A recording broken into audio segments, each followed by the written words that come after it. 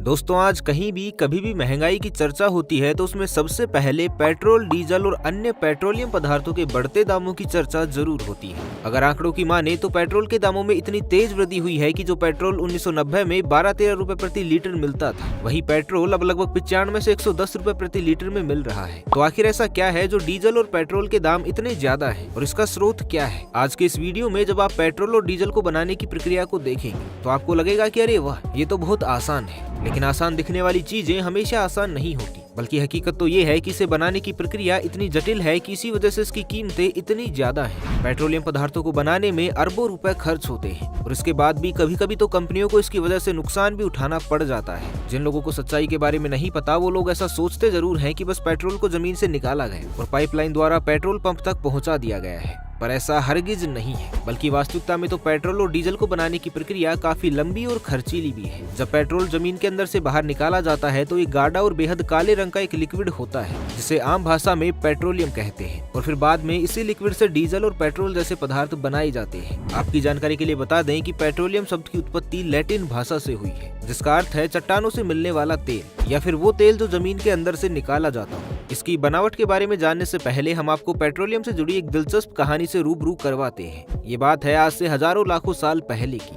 जब इस धरती पर कई बार ऐसी विनाशकारी आपदाएं आई जिनके दुष्प्रभाव के कारण धरती पर रहने वाले बेजुबान जानवर और तमाम पेड़ पौधे धरती की गहराइयों में समा गए। अब कई सालों तक धरती के नीचे दबे होने के कारण स्वाभाविक तौर से ये लाशें पूरी तरह से सड़ गई और फिर जमीन के अंदर इतने दबाव और गर्मी के कारण ये लिक्विड होकर पेट्रोलियम में परिवर्तित हो गई। धीरे धीरे प्रगति करते हुए जब इंसानों ने पेट्रोलियम की शक्ति और उसके गुण को पहचाना, तब शुरू हुई इसे निकालने की प्रक्रिया और तब इसे कई बड़े बड़े कुओं में ड्रिलिंग करके बाहर निकाला जाने लगा। जो कच्चा तेल हमें धरती के नीचे से मिलता है उसकी उपलब्धियां केवल पेट्रोल और डीजल तक ही सीमित नहीं है, बल्कि जो पेट्रोलियम यानी क्रूड ऑयल हमें प्राप्त होता है उससे पेट्रोल, डीजल, वैक्स, नेफ्थलीन और केरोसिन भी बनाया जाता है। सबसे पहले इस कच्चे तेल को निकालकर कारखाने ले जाया जाता है जिन्हें रिफाइनरी भी कहा जाता है। आपकी जानकारी के लिए बता दें कि ये कच्चा तेल दुनिया के कुछ ही देशों में पाया जाता है और इसे सिर्फ जमीन और समुद्र के अंदर से ही निकाला जा सकता है। समुद्र में पाए जाने वाले पेट्रोलियम पदार्थ को निकालने के लिए फ्लोटिंग रिफाइनरी बनाई जाती है और जमीन के अंदर से इसे निकालने के लिए उस जगह पर कुएं बनाए जाते हैं। लेकिन ये काम इतना भी आसान नहीं है जितना सुनने में लग रहा है। ऐसा नहीं है कि कहीं भी कुआं खोदकर या समुद्र में कहीं से भी तेल निकाला जा सकता है, बल्कि असली मेहनत तो तेल का सोर्स पता करने में ही होती है। कभी कभी तो तेल के स्रोत को पता करने में ही कई सालों का समय लग जाता है और साथ ही साथ करोड़ों अरबों रुपए का खर्चा भी हो जाता है। इतने सारे पैसे खर्चने के बाद भी कोई एश्योरिटी नहीं है कि आप जिस जगह पर ढूंढ रहे हैं वहाँ पर आपको किसी तरह का तेल का कुआं मिलेगा ही मिलेगा।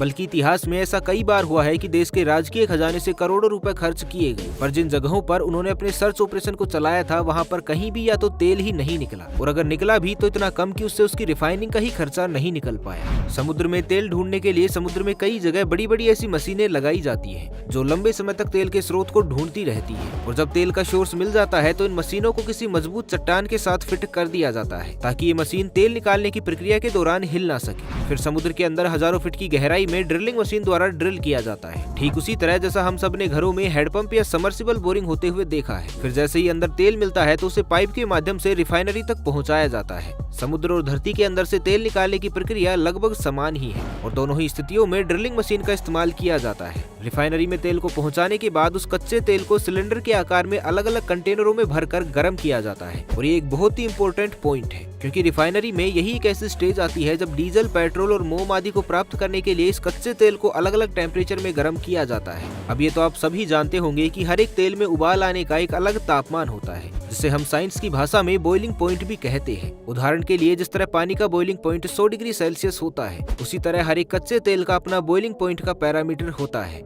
अब जब कच्चा तेल उबाला जाता है तो इसमें भाप बनने लगती है और यहीं पर हमें अलग अलग प्रोडक्ट्स भी मिलने लगते हैं। जैसे कच्चे तेल को 160 डिग्री तक उबालने पर हमें केरोसिन मिलता है, तो वहीं 250 डिग्री तक उबालने पर हमें डीजल और 40 डिग्री तक उबालने पर हमें पेट्रोल मिलता है। कुछ इसी तरह समुद्र और जमीन के नीचे से मिले कच्चे तेल को अलग अलग तापमान पर उबाल कर नेफ्थलीन और बाकी अलग अलग चीजें भी अलग कर ली जाती है। पेट्रोल और डीजल मिलने के बाद उसकी टेस्टिंग भी की जाती है जिसे ऑक्टेन नाम के एक मेजरमेंट यूनिट से नापा जाता है, जितने ज्यादा ऑक्टेन का पेट्रोल या डीजल होगा उसकी क्वालिटी भी उतनी ही अच्छी होगी और इसी के आधार पर उसकी कीमत भी निर्धारित की जाती है। इसके बाद बड़े बड़े टैंकर में भरकर इसे अलग अलग शहरों के पेट्रोल पंप तक पहुंचाया जाता है। अब सुनने में तो लग रहा है कि ये सिर्फ 4 से 5 प्रोसेस का काम है, पर आप जानकर हैरान हो जाएंगे कि इन सारी प्रक्रियाओं में अरबों रुपए खर्च हो जाते हैं। हमारे देश भारत में इंडियन ऑयल और रिलायंस कंपनी पेट्रोलियम के व्यापार में अरबों रुपए खर्च करते हैं ताकि हमें अपनी सुविधा के लिए पेट्रोल और डीजल मिलता रहे, क्योंकि आज हम एक ऐसे युग में आ चुके हैं कि पेट्रोल और डीजल के बिना हमारी रोजमर्रा की जरूरतें भी पूरी नहीं हो सकती हैं। कच्चे तेल से पेट्रोल, डीजल, केरोसिन वगैरह बनाने की प्रक्रिया में होने वाले खर्चे से तो आप इस बात का अंदाजा लगा ही सकते हैं कि इनकी बढ़ती कीमतों का कारण क्या है। लेकिन एक और वजह भी है जिसके कारण कुछ देशों में ये बहुत महंगा मिलता है। पेट्रोल और डीजल को निकालने की प्रक्रिया को प्रभाजी आसवन कहते हैं और यही प्रक्रिया इसकी महंगाई का दूसरा कारण भी है। सऊदी जैसे जिन देशों के पास पेट्रोलियम के सोर्स मौजूद है वहाँ पर ये सस्ता है, लेकिन भारत जैसे देश जो पेट्रोल डीजल के लिए दूसरे देशों पर निर्भर है, तो वहाँ से यहाँ तक आने पर कई तरह के टैक्स लगने के कारण ये बहुत अधिक महंगा हो जाता है, क्योंकि पेट्रोलियम पर लगने वाला टैक्स भी बहुत ज्यादा होता है। भारत में केंद्र सरकार और राज्य सरकार दोनों मिलाकर इस पर कुल 60% का टैक्स लगाती है। यही कारण है कि सऊदी, ईरान और कुवैत जैसे देश अपने पेट्रोलियम सोर्स के कारण बहुत अमीर देश हैं, क्योंकि पूरे विश्व में ये पेट्रोल डीजल सप्लाई करते हैं और वहाँ से पैसे कमाते हैं। वो देश जिनके पास अपने पेट्रोलियम के सोर्स हैं, उनका एक संगठन भी बना हुआ है जिसका नाम है OPEC,